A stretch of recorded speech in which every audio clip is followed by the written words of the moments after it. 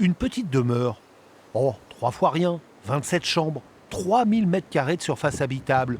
Le tout dans son écrin de verdure. Assez vaste l'écrin, près de 15 hectares de parcs, de prés et de bois. Voici donc le château de la Chancelée, sur la commune de La Vergne, mais propriété de la ville de Saint-Jean-d'Angély.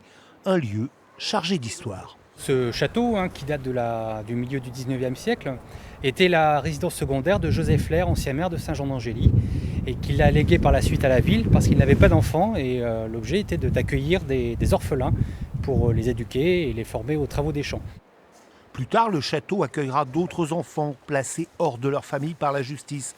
L'association qui gérait l'activité ne peut financièrement le mettre aux normes et déménage en 2016. La ville retrouve donc son bien. Pas question de se lancer dans une réhabilitation par trop coûteuse. Aujourd'hui, elle décide de vendre via un site internet spécialisé. Nous avions sollicité initialement les agents immobiliers de Saint-Jean-d'Angély. Donc on a eu très peu de retours de ce côté-là. Et ensuite, on a sollicité une agence spécialisée dans la vente de biens qui appartiennent aux collectivités locales.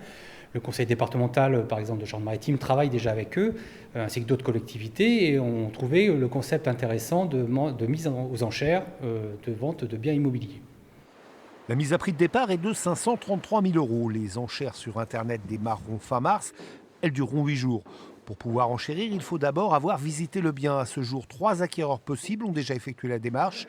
Des investisseurs intéressés par le potentiel hôtelier et touristique du lieu. Mais comme on dit dans l'immobilier, quelques travaux sont à prévoir.